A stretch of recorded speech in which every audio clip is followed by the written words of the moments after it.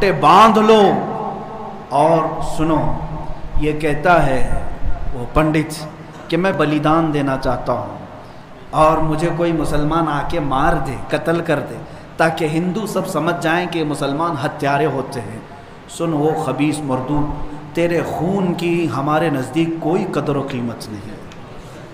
جو لوگ یہ کہتے ہوں گے کہ اس کے سر کی اتنی قیمت، اتنی قیمت، میں کہتا ہوں 5 پیسے کی بھی قیمت نہیں. اس سے بڑے نمرودوں کو اللہ نے مچھر سے ہلاک کیا ہے. دیکھنا تم جن کیڑوں کے ذریعے سے مرو گے وہ پوری دنیا کے لیے عبرت کا نشان بنو گے. میں یہاں پر اپنے نوجوانوں سے نہیں کہہ رہا ہوں، اس غلیظ خون کو اللہ ہی کافی ہے. اس غلیظ خون کے لیے، انتقام کے لیے اللہ کافی ہے. اور یہ کہتا ہے بلیدان کی بات، تمہاری ماؤں نے اتنا جگر تمہارے اندر دیا ہی نہیں کہ تم مرنے کے لیے تیار ہو. بلاؤ اپنی قوم کو اور پھر ہم بتاتے ہیں عظمت رسالت پر کون قربانی دیتا ہے. میدان میں آنے کے بعد پتہ چلے گا. اگر کوئی اپنی گردن کٹا سکتا ہے تو صرف نام مصطفیٰ پر کٹایا جا سکتا ہے.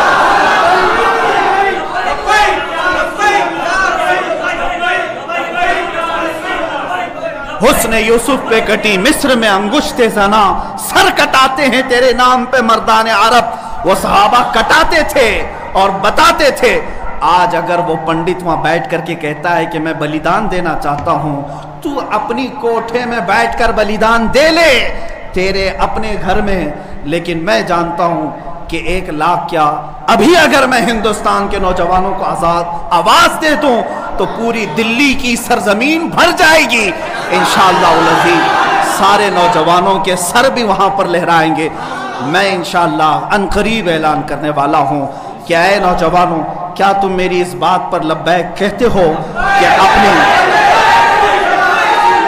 کیا تم میری اس بات پر آواز دے کر لبیک کہتے ہو کہ اگر حکومت وقت نے اس ملعون کو گرفتار نہیں کیا یا عظمت رسالت پر بھونکنے والوں کے گلے میں پٹا نہیں ڈالا تو ہندوستان کے ہر کونے سے مسلمان اپنے سر پر کفن باندھ کر دلی پہنچے؟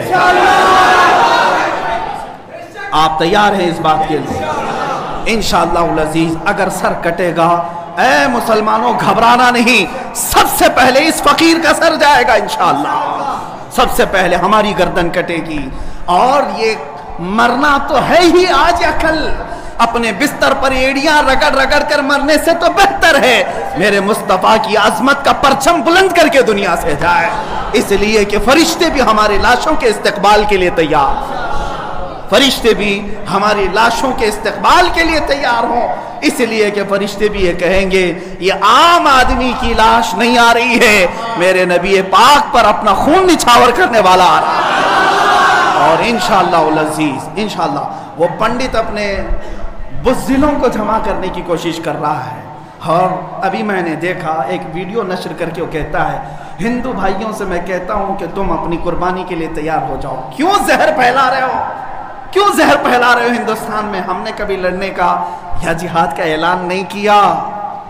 اب تک ہمارے کسی عالم نے اعلان نہیں کیا. امن کے ساتھ رہنے کی تلقین اسلام نے بھی دی ہے. حضور نے خود فرمایا ہے جنگ کی تمنا مت کرو، جنگ کی لا تتمنوا لقاء عدوکم. میرے آقا فرماتے ہیں دشمنوں سے مٹ بھیڑ کرنے کا، جنگ کرنے کا ارادہ مت کرنا، تمنا مت کرنا. ہاں اگر ان کی طرف سے آ جائے تو پھر قدم بھی پیچھے مت لینا، پھر قدم پیچھے نہیں لینا. اس وقت پھر تم سمجھ لینا تمہارے ساتھ کون ہوگا. پرائم منسٹر آئے گا، ہوم منسٹر آئے گا، سی ایم آئے گا، یہ سب اسی کوٹھے کے لوگ ہیں. اے مسلمانوں فخر کے ساتھ آنا، تمہارے ساتھ کوئی اہل سیاست نہیں آئے گا. تمہارے پیٹھ پیچھے رسول اللہ کی ذات ہوگی اور تمہارے سر پر اللہ رب العزت کی عنایت ہوگی. اللہ اور اس کے رسول کے بھروسے پر ہم جائیں گے انشاءاللہ. اور یاد رکھنا یہ صرف جذبات کی باتیں نہیں، جوش کی باتیں نہیں. میں اپنا ایک پیغام ریکارڈ کرنا چاہتا ہوں. اگر اس ملعون اور اس خبیث نمرود کی اولاد تک میری یہ بات پہنچ سکتی ہے تو پہنچا دی جائے. تم نے بہت بھونک لیا اپنی مندر میں بیٹھ کر کے، تم پریس کلب آف انڈیا میں بیٹھ کر کے بہت بھونک لیے. کتے آپس میں اپنی گلی میں بہت بھونکتے ہیں. میرے اس میسج کو اس ملعون تک پہنچا دیں. اگر ذرا برابر بھی دم خم ہے تمہارے اندر तुम्हारी माँ ने अगर दूध पिलाया है तुमको, तो अब मैं मुनाजरे का चैलेंज नहीं दे रहा हूं, डिबेट भी नहीं करूंगा, बातचीत भी नहीं करूंगा।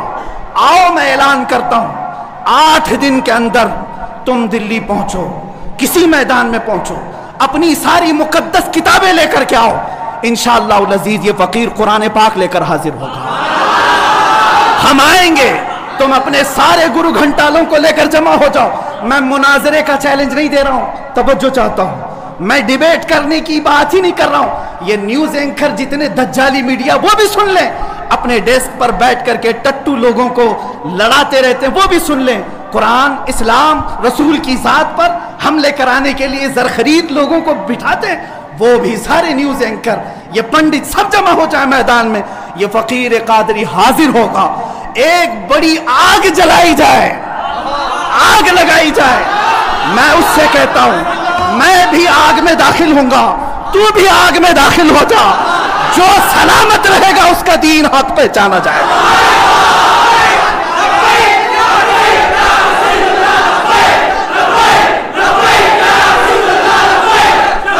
बहुत हो गया है मुसलमानों, बहुत हो गया एहतजाज, बहुत हो गए प्रोटेस्ट, बहुत हो गए इनसे मुतालबे करना कि इसको गिरफ्तार करो, इसका सर चाहिए। आओ आज आर पार की बात कर लेते हैं। जमाना गुजर गया, 800 साल हो गए। सरकार गरीब नवाज को भी यही चैलेंज किया गया था। मोइनुद्दीन हसन चिश्ती ने हिंद में यह बताया था कि जो नबी का गुलाम होगा वो आग में भी कूद जाएगा।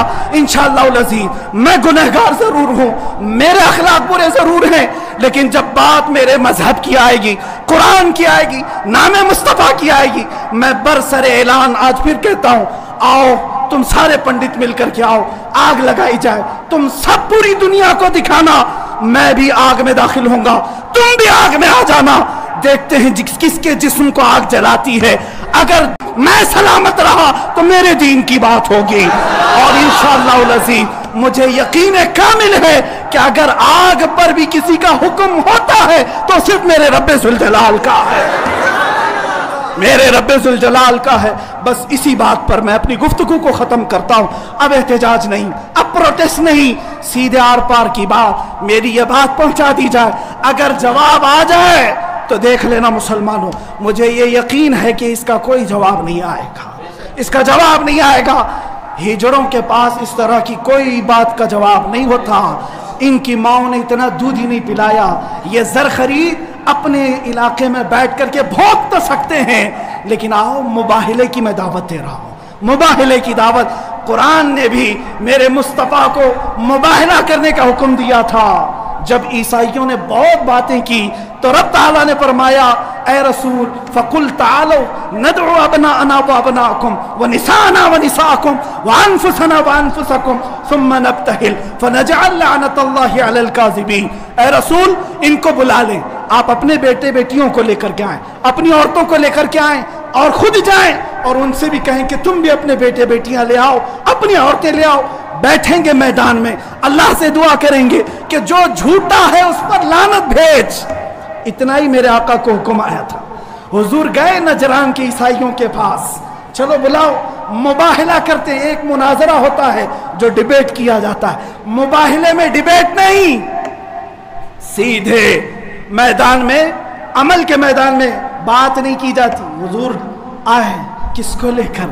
सैयदा कायनात फातिमा ज़हरा, हसन मुज्तबा को, हुसैन आजम को, मौला अली करमल्लाहु वजहू करीम को। 5 लोग आए थे। नजरान के ईसाइयों ने पहले तो मान लिया था चैलेंज। जब ये नूरानी चेहरे देखे तो ईसाइयों के एक बूढ़े पादरी ने कहा, ऐ नादानो, किसको तुमने मुबाहिले के लिए बुला लिया?